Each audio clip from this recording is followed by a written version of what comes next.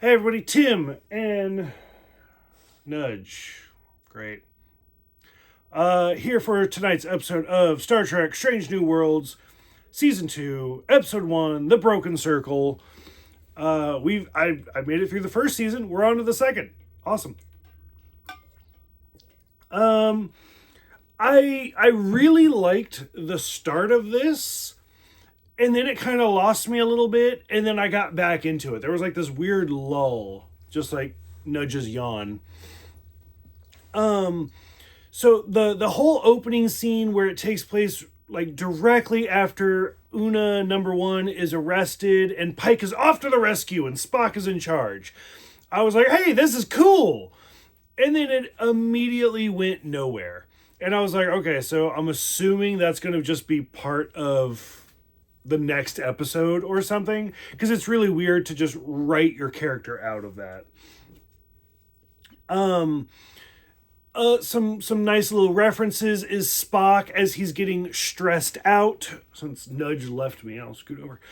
Since Spock got stressed out, M'Banga gives him a lute, the Vulcan lute, that we see frequently in the original series. That Spock's like, yeah, he's just kind of always playing it. It's almost kind of like a harp, but it's kind of interesting to see the origins of that. And this is again kind of going back to the original series and how we get those little bits of information. I'm sure we'll see like 4D chess at some point, or 3D chess, whatever it is. Now, the height of this episode for me is where they're like, we must steal the Enterprise. Like, that is literally what the movies are about. Like, that is classic Star Trek, and I was really, really digging it. The whole cool, when they're talking about, like, oh, this is how we're gonna do it. We're gonna, like, fake a coolant leak. I don't know if it's just me, because I'm so programmed into the Next Generation. And as I've said before in a couple other videos, I am in the minority, where I think, Generations is actually my favorite movie. And so just as soon as they say coolant link, I can't even hear the words coolant link without seeing Geordi like rolling on the floor and like the door closing and stuff from that movie. But that's totally not has anything to do with this episode. We get to meet the new, I'm assuming she's going to be the new engineering chief, Pila, played by the amazing Carol Kane. Holy fuck, she's awesome. Like, me as a kid, I always recognize her from The Addams Family, actually. I guess it's The Addams Family Values, where she plays Grandmama. And then, of course, like, Scrooged. Carol Kane's just fucking awesome. Like, Taxi. Like, if you can watch anything with Carol Kane, she's always great. And so just to see her in this show, and her whole opening scene where she's just walking around and like, this is so textbook. Like, you would know this if you took my class. I fucking loved every scene she was in. The thing that it took me out just a little bit, just a smidgen, is where Uhura's like, oh, you're a Lanthalite and you're over 100 years old. And it's like, so I love Star Trek, obviously. And I'm always down for new aliens. I'm always down for new races, new characters, all that jazz. But, like, as soon as they started talking about her, I was like, why is she just not an Elurian? You know, like Whoopi Gold. Like, again, this is just my love for the Generations movie. But, like, why is she just not an Elurian? Like Whoopi Goldberg. And it's like, or Guinan, I guess. I was like, it just seems weird. But I mean, hey, you know what? New species, new alien, new character, whatever. But it just seemed a little bit odd. And then as she's talking about how she would just love to go on the trip, the thing that caught me again a little bit off guard was that she apparently knows Amanda, Spock's mom, and I'm like, ooh, is there like future development here? Is this a little bit of Chekhov's gun? Haha, Chekhov, because it's Star Trek. But she's just totally fine with it. She's like, okay, let's go on an adventure. And then it's like, it's one of those, like, I remember as a kid being like, hey, if you could be like a vampire or whatever, if you could live forever, would you want to? And everybody's like, no, because like all of your loved ones would die. And Pila is like the character where it's like, I mean, that's sad, yeah, but like the worst part about being this old is just boredom. And it's like, I really respect that. So the whole reason they go on this adventure and they steal the Enterprise is because La'an calls for help. Her whole drinking, this is where the episode really started like deviating for me, and I was like, this is kind of boring. Is like her opening scene's kind of fun because we now see the Discovery Klingons, because we've seen the original series Klingons and we've seen the motion picture movies, or the movies Klingons, and then the Next Generation Klingons, which were about the same, and then they didn't really deviate from there. You're just walking all over the place. Just come up here and sit down. Come on. It didn't really deviate that much until we got to like probably the Abrams movies, because even the Enterprise Klingons were about the same, even with their weird storyline. The J.J. Abrams movies were very different, and then Discovery fucking blew it all apart, and like they were completely different. But these seem like a pretty decent mix. Like they're very reminiscent of like the Next Generation. So I wasn't opposed. I was like, okay, that's a Klingon, I get it. But her whole scene of her just drinking was very like Indiana Jones. What was her name? Miriam. Where she's doing the shots and stuff, and I was like, is this necessary again? And that's where it starts going off for me, and I was like, this is okay.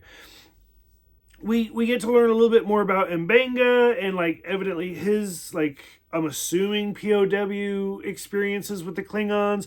The super strength thing was weird. I don't know if I was like, again, distracted by Nudge or alcohol or what, but I was like, why is this necessarily? I mean, I understand why they were doing it, because they had to get from point A to point B, but I was like, it just seemed very forced, very like Deus Ex Machina, like, oh, you just had, and she even says like, oh, you carry this, and he's like, all the time, like, what?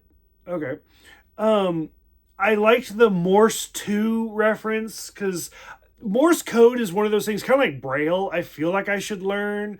Like, I did learn sign language, but I feel like I should learn Braille and Morse code for no apparent reason, other than for reasons like this. But like that whole thing was pretty great. The whole subplot of, oh, they're like making a Starfleet ship to destroy it, to create another war, is super interesting. I just felt like this episode, like, it was a little lackluster for me, I guess. And then by the time we get to the end, where April's like, shame on you, bring it back in one piece, I was like, oh, okay, where the fuck is Pike? Like, this is, it was just a weird episode. Overall, I'd say I like it. Season 2 premiere, it's a little low. If this was like a mid-season episode, I guess it would be a little bit higher. And then the final scene where they're like, Gorn, attack ship. I was like, fuck, I'm so over the Gorn already. I realize the Gorn's going to be the big bad for this whole series, but I'm so over it. I do want to give a little bit of a story. Like, that's it. That's it for the episode. I liked it. Not great, not terrible. The beginning and end bookends are great. The middle's kind of meh. That's it. Side note story that I'll try not to get choked up on. So gotta get all my stories lined up.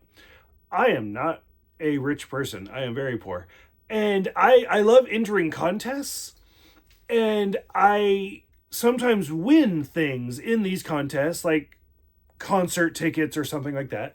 And I won tickets to a Comic-Con one time, and I got to show up. It was a very, I wouldn't say unpopular convention, because not a lot of people were there, but it wasn't big at the time. I won't name names, but it wasn't very big at the time.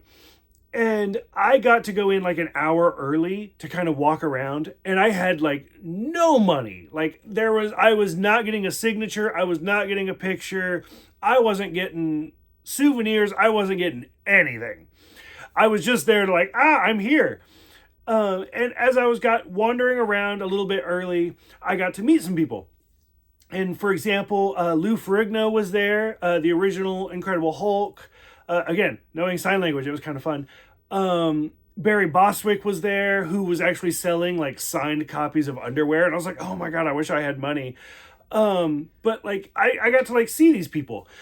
And then as I was wandering through, I was drawn to one place in particular, and I got to meet Nichelle Nichols. And I'm going to tear up. I walked up to her, and I even said to her, I was like, I am a huge Star Trek fan. I am a big fan of yours, and I have no money like for a picture or for a signature or anything, but I just wanted to tell you that I am a big fan, and I just wanted to meet you. And because this was before the convention actually opened, like there was nobody in line, so I just walked up to her.